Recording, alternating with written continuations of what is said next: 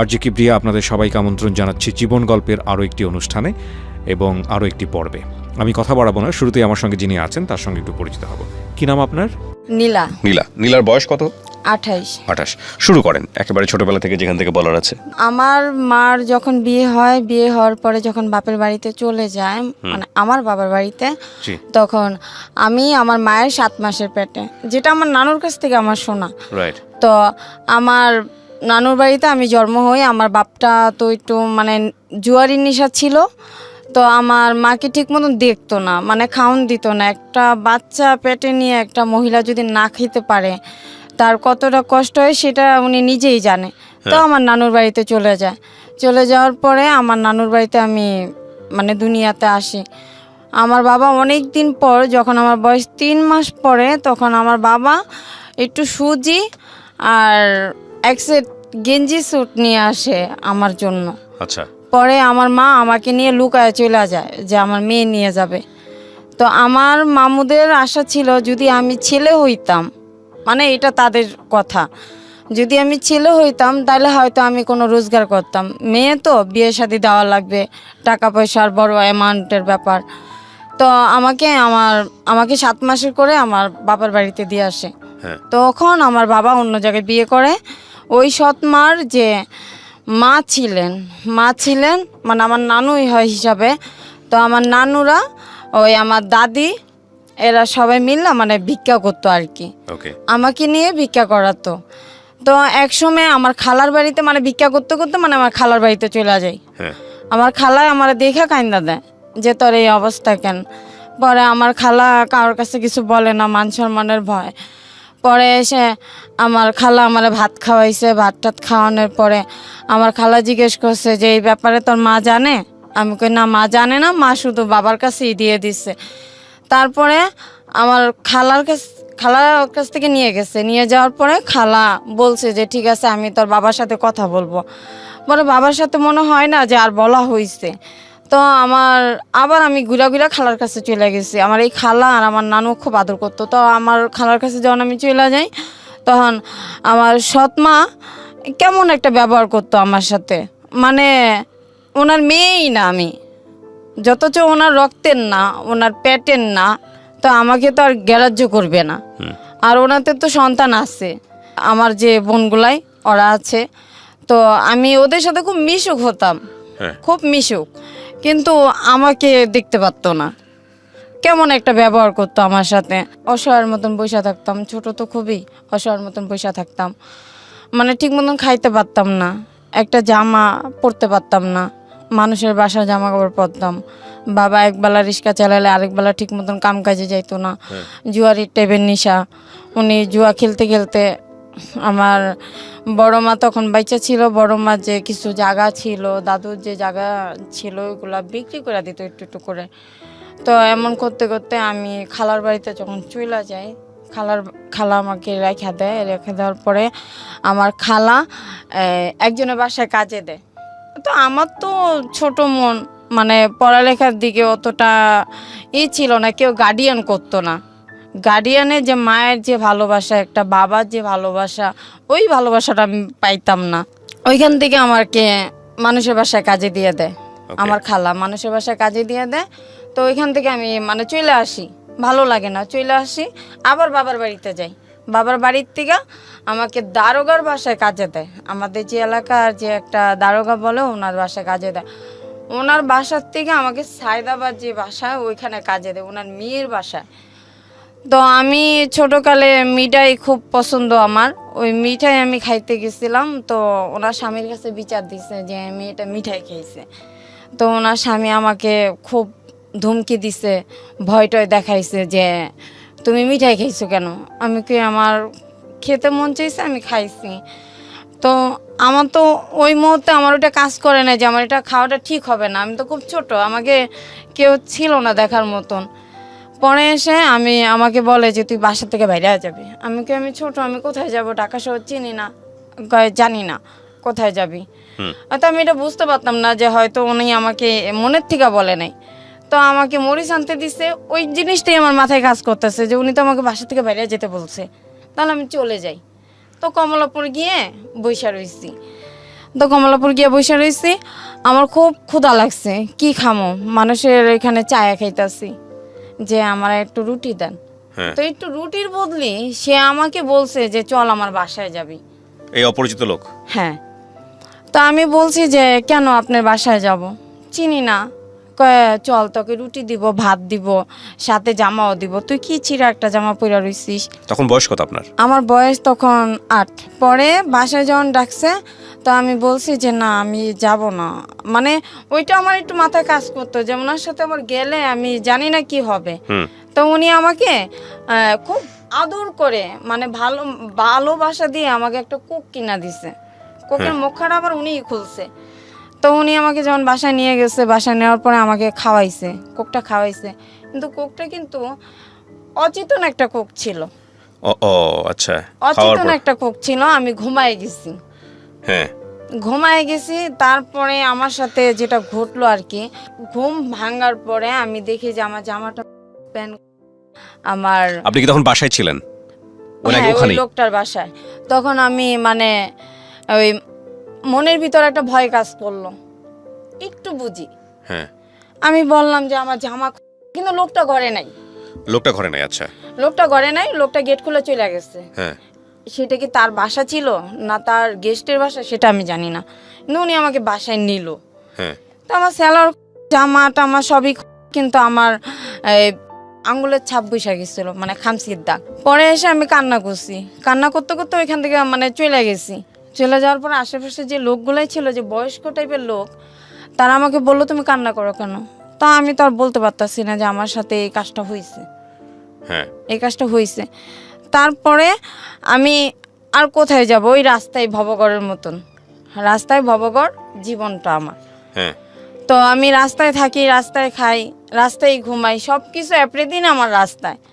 তো যখনই ক্ষুধা লাগতো, কারো কাছে কিছু চাইলে ওই অফারটাই আমাকে করতো। তো আমার তো বাঁচতে হবে, আমার তো বাঁচতে হবে। তো এক পুলিশ আমাকে বলছিল যে তুই অনেক ছোট, পুলিশটা অনেক ভালো ছিল, কয় তুই তো অনেক ছোট, রাস্তায় থাকিস, কোন ছেলে না কোন ছেলে তোকে নিয়ে যাবে, চল আমার বাসা। সে আমাকে গাজীপুর নিয়ে যায়।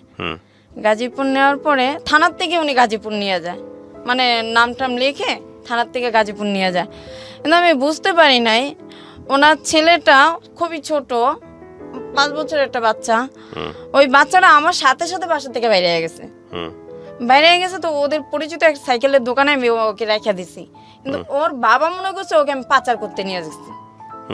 তারপরে ওই আমি একটা টেম্পো স্ট্যান্ডে আমি কথা বলছি যে আপনি কি পুলিশের লোক, তাহলে আমাকে একটু থানায় দিয়ে আসেন, কারণ আমি রাস্তা হারাই ফেলাইছি, আর ওনার নামটাও আমার মনে নাই। রমনা থানা বললে সবাই চিনবে। তো ফট করে দেখি ওনার ওই ছেলের বাবা আমার হাত ধরছে, হাত ধরে বাসায় নিয়ে গেছে, নিয়ে আমাকে ইচ্ছা মতন মারছে। ইচ্ছা মতন মারছে আর বলছে যে তুই আমার ছেলেকে পাচার করে দিবি, তুই শিশু পাচার। আমি একটা বাচ্চা, আমি আর একটা বাচ্চাকে কিভাবে পাচার করব। কিন্তু যে লোকটার সাথে আমি কথা বলছি, ওই লোকটা যদি না থাকতো ওই মধ্যে কোর্ট কাচারিতে, তাহলে হয়তো আমার লাইফ শেষ হয়ে যেত। আমি আর কখনো মানে কারোর কথা ভাবতাম না। তো পরে এসে একটা এনজিওর মাধ্যমে আমি ছাড়া পাই, লং টাইম একটা যায়, যেমন 1 বছরের মতন আমার ওই জেলখানায় থাকা পড়ে, ঢাকা সেন্ট্রাল জেলে লং টাইম একটা যায়। তো সরকারিভাবে যে আইন অনুযায়ী তারা তো ওইখানে আমাকে ভিতরে রাখছে। তো সবসময় মার কথা মনে পড়তো, মাকে দেখতে পারতাম না, নানির কথা মনে পড়তো, নানিকে দেখতে পারতাম না। কিন্তু আমার নানি যখন আমি জেলখানায়, তখন আমার নানি মারা যায়, আমি আমার নানির মুখটাও দেখতে পারি না। তো এক পর্যায়ে আমি সরকারি যে উকিলগুলাই, ওনারা প্রতি শুক্রবারে মেয়েদেরকে লাইনে বসায়, যাদের কোনো অভিভাবক নাই, লাইনে বসায়। তো আমি একটা উকিলের পায়ে ধরে কানলাম আর বললাম যে স্যার আপনি যদি আমাকে একটু সহযোগিতা করেন। তখন আমার বয়স 8 বছরের থেকে 9 বছরে পা দিছি আমি, যে যদি আমাকে একটু সহযোগিতা করেন, আমি শিশু বাচ্চা, আমি তো এইসব করি নাই। তো বলছে যে ঠিক আছে, আমি তোমার জন্য আমি চেষ্টা করব, তার আগে তোমাদের গ্রামের ঠিকানা বলো। তা আমি এগুলা যখন বললাম, কিন্তু তখন আমাদের এখন যে গাজীপুর, তখন আমাদের জেলাটা ছিল ময়মনসিংহ তখনকার। তো ওনারা সব বিস্তারিত বার করে তখন আমার নানুর বাড়িতে একটা চিঠি যায়। আচ্ছা। নানুর বাড়িতে যখন চিঠি যায় ওই চিঠিটার থেকে আমার মা পায়। আমার মাকে বলল যে আপনার মেয়ে তো অমুক জায়গায়। তখন বলল যে আমি তো কিছু করতে পারবো না, তার বাবার কাছে যান। তো আমার বাবা ওই শেষ এক নজর আমাকে দেখতে যায়, শেষ এক নজর আমাকে দেখতে যায়, আমাকে আর পরে আর দেখতে যায় না। তার মেয়ে আছে, সবাই আছে, আমাকে তার প্রয়োজন নেই। পরে এসে আমি অনেক কান্না করতেছি, ওইখানে ওই জেলখানায় কান্না করতেছি যে আমার লাইফটা কি এভাবে শেষ হয়ে যাবে, আমি কি আর কখনো বেরোতে পারবো না। আমি তো কোনো দোষ করি না, আস্তে আস্তে আমার জ্ঞান বুদ্ধি বাড়তেছে। তারপরে হঠাৎ করে আমি শুনতে পাই যে আমার মানে আমি খালাস, মুক্তি। কি করলো তাও জানেন না? তাও জানি না। ওই যে সরকারি যে উকিল, সেই উকিল ওইখান থেকে বাইরের থেকে সব কাজ করতেছে, কিন্তু সে একবারই আমার সাথে দেখা করছে, আর কোনোদিন দেখা করে নাই। ওই যে বাবা ছাড়াইতে পারবে না, মা আসতে পারবে না, তাহলে আমি মেয়েটা যাব কোথায়? হঠাৎ করে ওই যে বললাম যে আমি একদিন মানে মুক্ত হাওয়ার মতো আমি বাইরে যেতেছি, আমার সাথে যে আর ছোট ছোট মেয়েগুলাই আছে, ওই মেয়েগুলো আমাকে জড়াই ধরে কান্না করতেছে যে তুই যে চলে যাবি নীলা, তোর জন্য আমার খুব মায়া হয়। আমি কেউ যদি আল্লাহ যদি বাঁচায় রাখে তাহলে এমনও হতে পারে ঘুরতে ঘুরতে এইগুলো দাদা আবার দেখা হইতে পারে। তো পরে এসে আমি ক্ষুধার যন্ত্রণায় বাইরে বাইরে থাকি, ছিন্নমূল ক্লাবে থাকি। ছিন্নমূল ক্লাবে যখন থাকি তখন রমনা পার্কে এসে ফুল বিক্রি করতাম, পানি বিক্রি করতাম, কিন্তু ওই যে খারাপ যে কাজটা, ওই কাজটা যেতে চাইতাম না, কিন্তু বাধ্য হয়ে আমার যাওয়া লাগতো, খাইতে পারতাম না। তখন আপনাকে নিজে থেকে যেতে হতো? হ্যাঁ, তখন নিজের থেকে যেতে হতো, বাধ্য হয়ে যেতে হইতো। দেখা গেছে যে ফুল বিক্রি করতাম, ছেলেরা গায়ে হাত দিত, মানে ভালো লাগতো না, ছোঁয়াগুলোই ভালো লাগতো না, কেমন জানি লাগতো। তো আমার সাথে একটা ছেলে আমার সাথে প্রেম করতো, ওই রমনা পার্কে একটা ছেলে প্রেম করতো। ওই ছেলে আমাকে রাত্রে থাকার জন্য অফার করছে যে তুই আমার সাথে রাতে থেকে যাবি, তোকে আমি সকালে ভাত খাওয়াই দিব। একটা মেয়ে তো ভাতই চায়, থাকার জন্য তো আর কোনো কিছু চায় না, খাবারই তো চায়। তো আমার খুব ক্ষুধা লাগছে, আমি কই ঠিক আছে তাহলে তুই আমাকে রাতে ভাত খাওয়াবি, আমার খুব ক্ষুধা লাগছে। হ্যাঁ তোকে খাওয়াবো, তুই আমার সাথে থাকবি? আমি কই ঠিক আছে আমি তোর সাথে থাকবো, কিন্তু তুই তোর সাথে যে আরো কয়েকটা পোলাপান আছে, বাজে পোলাপান, ওদেরকে বলিস না, তাহলে ওরা আমাকে মার দিবে, বলিস না। তো ওই রমনা পার্কের যে অপর সাইডে একটা নতুন করে সাত সিস্টেমের একটা বিল্ডিং হইতাছিল, ওইখানে এখন বর্তমানে ফুল টুল বিক্রি করে। ওই শিশু পার্কের যে মাঝামাঝি যে রোডটা, ওই সাইডে ফুল বিক্রি করে। ওই ছাদে ছোট্ট কইরা ছাউনির মতন বাঁশ দিয়ে মানে ঘর বানাইছে কোনো মতো। পরে এসে আমাকে ওইখানে নিয়ে গেছে। তো আমি তো জানি না যে কি হতে চলছে আমার সাথে। পরে এসে ওই ছেলে তো আমার সাথে তো, তার যে আরো যে মানে সাঙ্গগুলো আছে, যে বন্ধুরা আছে, তারা আমার সাথে আমারে শুধু শুধু লাঠি এনে ইচ্ছা মাইল। তো পরে এসে আমি কই যে আমার মারলেন কেন? কয় তুই ওর সাথে আসছিস কেন? আমি কই ও তো আমাকে নিয়ে আসছে। কয় ওই আমারে পাঠাইছে। আমি কই ওর সাথে তো আমি কোনো খারাপ কিছু আচরণ করি নাই, আর তোমাদের সাথেও তো করি না, তো বিনা দোষে কেন আমার মারলা? আমি কি করছি? আমার একটা পার্ট দেখাও যে আমি এই কাজটা করছি, কিংবা তোমাদের সাথে খারাপ ব্যবহার করছি, কিংবা তোমাদের কোনো কিছু করছি, তার একটা ক্লু আমাকে দেখাও। দেখাতে পারতেছে না। মতলব ওর সাথে গেলি কেন? ওর সাথে শুইছিস কেন? আমি কি আমার পেটে খিদারে? আমারও তোরা বাদ দে, নাহলে একটা কাজ দে, মারিস না। হাতে দড়ি পায়ে দড়ি, কে শোনে কার কথা? মানুষের ভিতরে তো মানুষ থাকে না, নিষ্ঠুর। পরে এসে আমি অনেক কান্না করছি, মায়ের খেয়ে বইসা রইছি, দুই হাঁটুতে হাতে অনেক ব্যথা করতেছে, ব্যথার ওষুধ কিনা দেওয়ার মতন কোনো মানুষ নাই। খোঁড়াইতে খোঁড়াইতে লোকেদের কাছে 2 টাকা 3 টাকা করে চাই যে ভাই আমারে 2টা টাকা দেবেন, আমি ওষুধ কিনবো। আমার ওষুধ কেনার টাকা নেই। কিন্তু কয়জন আছে ভালো, আর কিছুজন আছে খারাপ। সমাজের ভিতরে যে আমি যে বেঁচে আছি, এটাই সবচেয়ে বড় কথা। আমি টিএসসিতে গেছি, টিসি তো তখন অন্যরকম ছিল। টিসিতে গেছি ছাত্রছাত্রীদের কাছে টাকা চাইতেছি, তাদের ভিতরে একটা ছেলে হয়তো ভালো পড়ছে, আমার নিয়ে ডাক্তারখানায় নিয়ে দেখে ওষুধ কিনা দিছে, পেট ভরে ভাত খাওয়াইছে, নতুন জামা কিনা দিছে। কিন্তু সবাই তো আর সবার মতন হয় না। তারপরে রাত আসে কোথায় যাব, কোথায় ঘুমাবো? ঘুরতে ঘুরতে গুলিস্তান গিয়ে ঘুমাই। গুলিস্তানে আরও যে মেয়েরা আছে ওদের সাথে মিশা ঘুমাই। কিন্তু ওই যে বড় বড় যে ছেলেগুলাই, তারা তো উত্তপ্ত করে, জামা দইরা টান দেয়, ঘুমের ঘরে এইসব মানে দেয়। যদি না যাই মুখ চাইপা ওই স্টেডিয়ামের উপরে উঠায়, যে ইগুলাই থাকে যে কার্নিজের উপরে উঠায় জোর করে জোর জবস্তি করে। আমি কই ভাই আমার ছাইরা দাও, আমার ভালো লাগে না, হয় ভালো একটা সুন্দর জীবন দাও, নইলে আমার ছাইরা দাও, ভালো লাগে না, এইসব কাজ ভালো লাগে না। কই রাস্তায় ঘুমাসকে, বাড়িঘর নাই। আমি কি বাড়িঘর তো আমি চিনি না, আমি তো ঢাকা কাজে আসছিলাম, বাড়িঘর তো চিনি না, তখন কিন্তু বাড়িঘর চিনি না আমি। তারপরে পরের স্টেপে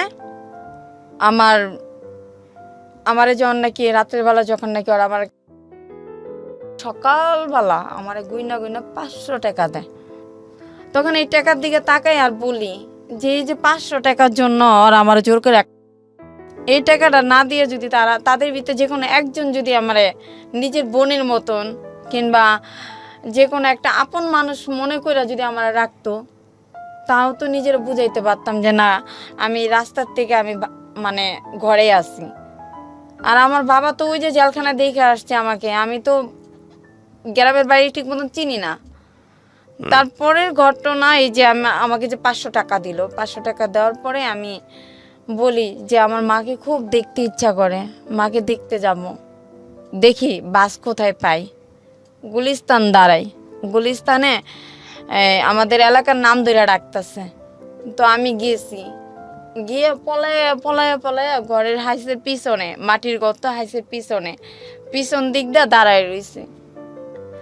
আমার নানু দেখা কাইন্দা দিছে। এটা হলো আমার নানু, হলো যে প্রতিবেশী যে নানু, ওই নানু দেখা কাইন্দা দিছে আর বলে যে তোর তো নানু নাই, নানু তো মারা গেছে। তখনও আমি কিন্তু খুব ভয় পাইতাম যে মামা যদি থাকে তাহলে হয়তো আমাকে মার দিবে। পরে এসে আমি বলি যে নানুর কবরটা কোথায় দেওয়া হয়েছে, আমাকে একটু দেখাবা? কই চল দেখাই। পরে পিছনে নানুর কবর। আমি কই যেই নানু আমার বুকে আগলায় রাখছে, যেই নানু আমার মার বিয়ে হওয়ার পরে নানু আমার সবসময় কাছে রাখছে, সেই নানু এই দুনিয়ার থেকে নাই, তাহলে তো এইখানে আমার আশা হবে না। মা আছে, মা পরের সংসারে, মা তো আর আমাকে দেখবে না, মা তো আর আমাকে কাছে ডাক দিবে না, আগের মতন ভালোবাসবে না, কারণ ওনার এখন এক ছেলে এক মেয়ে, আগের মতন করে আমাকে বলবে না যে আয় ভাত খেয়ে যা। তারপরে আমি বাড়ির থেকে চলে আসি, মনে একটা বড় আঘাত পাইছি। বাবার সাথে একবার গিয়ে দেখা করছি, ওইখান থেকে যাওয়ার পথে বাবার সাথে দেখা করছি। বাবারে বললাম যে বাবা, আমি যদি তোমার মেয়ে হয়ে থাকি তাহলে আমার জন্য একটু কিছু হইলেও তুমি রাখো, যেন আমি শেষ বয়সে যেন আমি এইখানে এসে থাকতে পারি। আমার বাবা বলে যে তুই আমাকে 5,000 টাকা দে, আমি তোর নামে জায়গা রেজিস্ট্রি করে দে। আমি কি বাবা, ওই টাকা আমার কাছে দেওয়ার মতো সামর্থ্য নাই, আমার কাছে নাই বাবা, আমি দিতে পারবো না।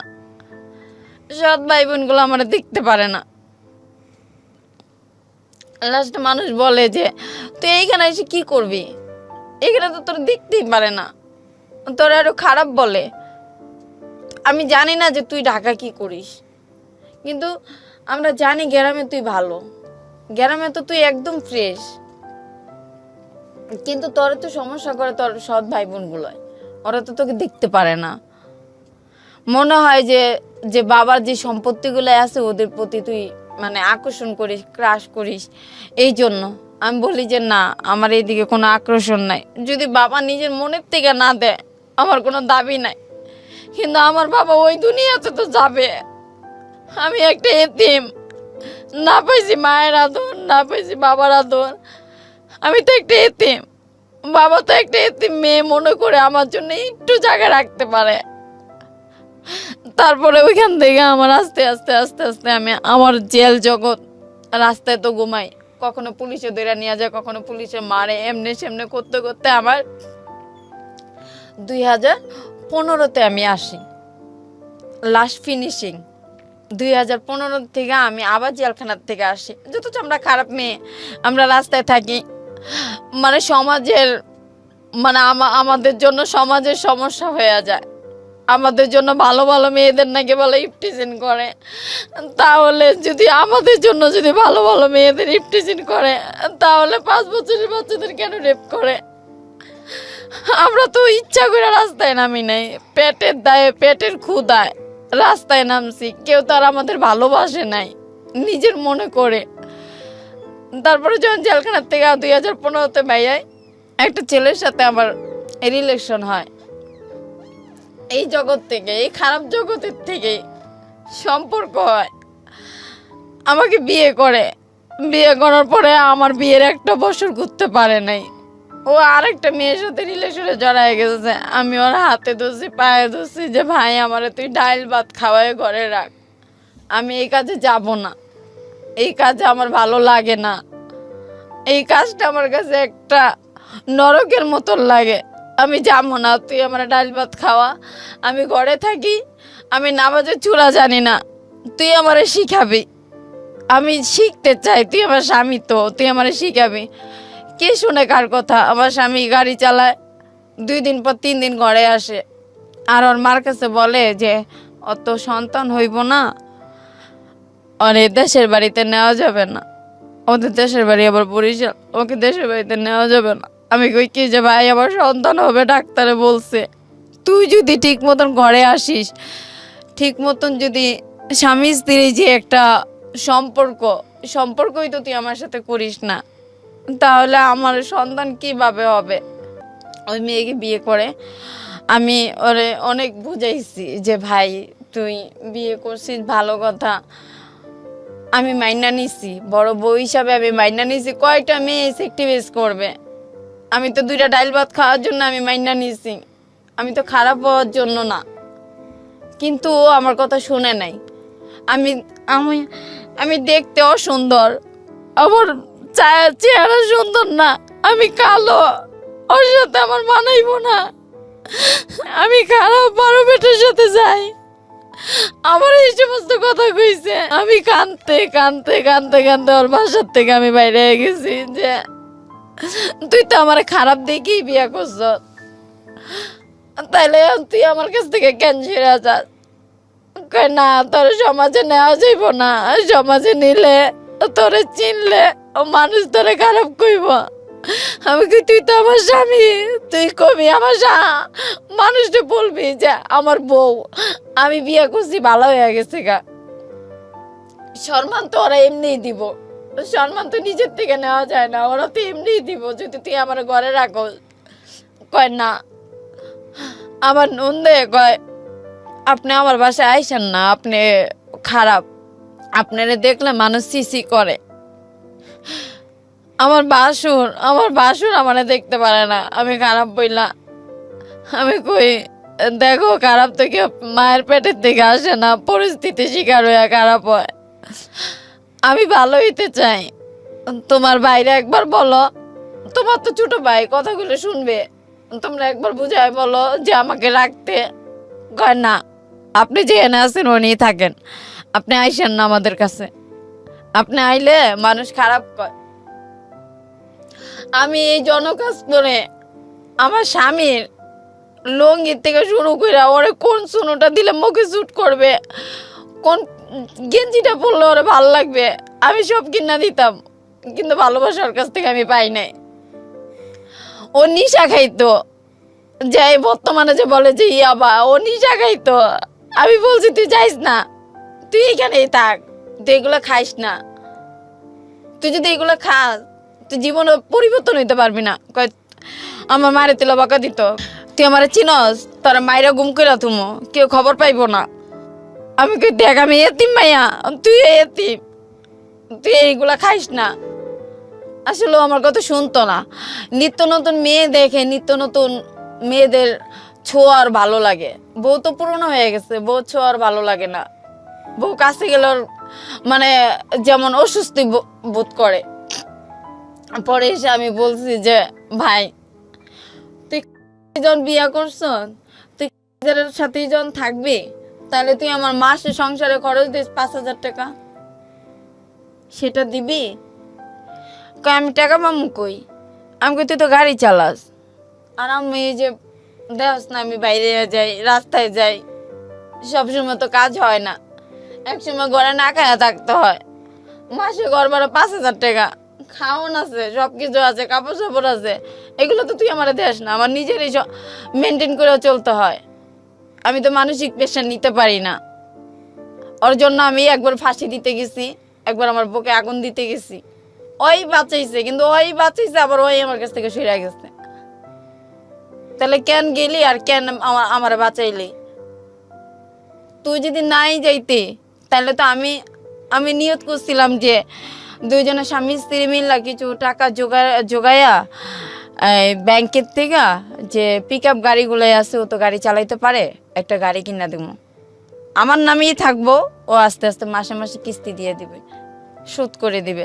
কিন্তু না, কয় আমারে 5 লাখ টাকা দে, 5 লাখ টাকা দে, টাকা দিলে তাহলে এই তোর সাথে আমি থাকবো।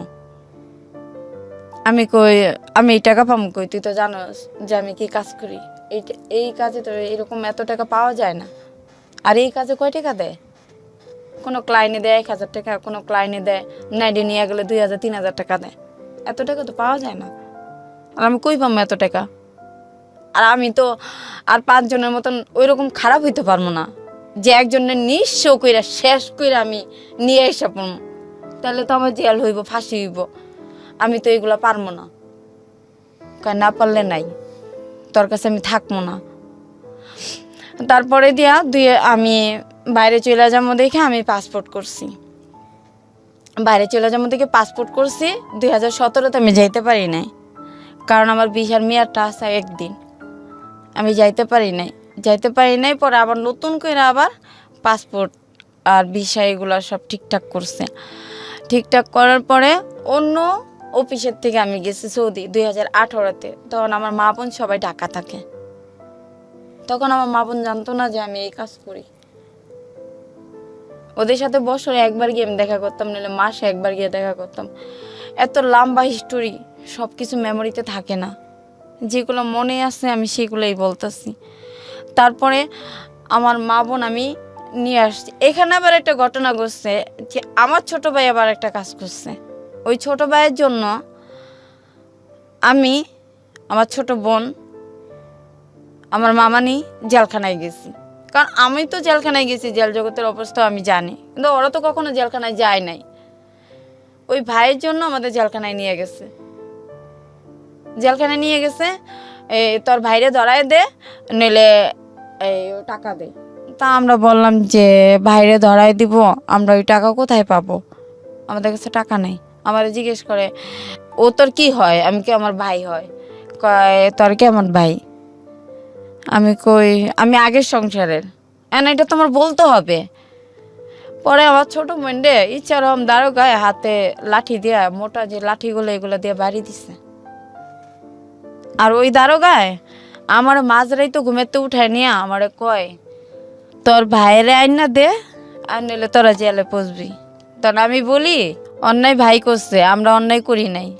তো এইখানে যে অন্যায় করছে আপনারা তারে খোঁজেন। আচ্ছা, আপনার নামটা যেন কি বলছিলেন? নীলা। নীলা, আমি খুব সংক্ষিপ্ত করে কিছু প্রশ্ন আপনাকে জিজ্ঞেস করি। আপনার বর্তমান কি আপনি একই পেশার সঙ্গে যুক্ত আছেন? জি জি। এখন আছেন? জি। আপনার এই পেশাতে নিশ্চয়ই ভালো লাগে না? না। তো আপনি এখান থেকে বের হয়ে গার্মেন্টসে যান না কেন? গার্মেন্টসে কাজ করলে তো পারেন। গার্মেন্টসে কাজ করলে শিক্ষাগত যোগ্যতা লাগে, যেটা আমার ভিতরে নাই। আচ্ছা।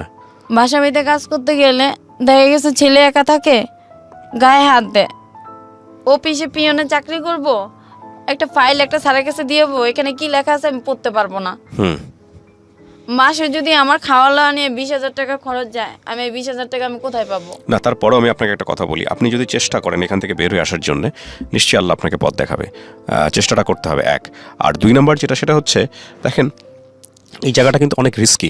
আপনি যে কাজটা করেন, এটার যে হেলথ কিছু ইস্যু আছে, স্বাস্থ্যগত কিছু বিপজ্জনক ঝুঁকিপূর্ণ একটা জায়গা, এটা জানেন আপনি?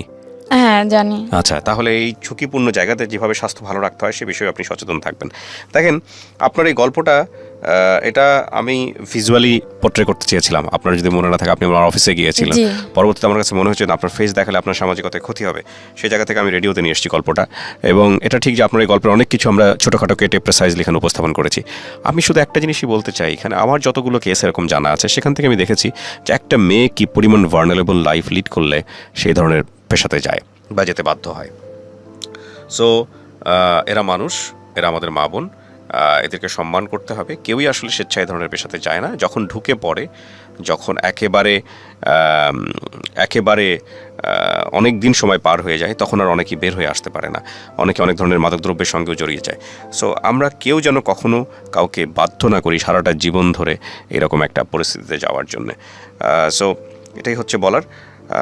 আজকের এই গল্প থেকে হয়তো অনেক কিছুই আমাদের শেখার আছে। তারপরেও কথা হলো যে অনেক সময় বললেও পরিস্থিতি আমাদেরকে অনেক অনেক বেশি বাধ্য করে নানা প্রতিকূল অবস্থায় নিজেদেরকে ঠেলে দেওয়ার জন্য।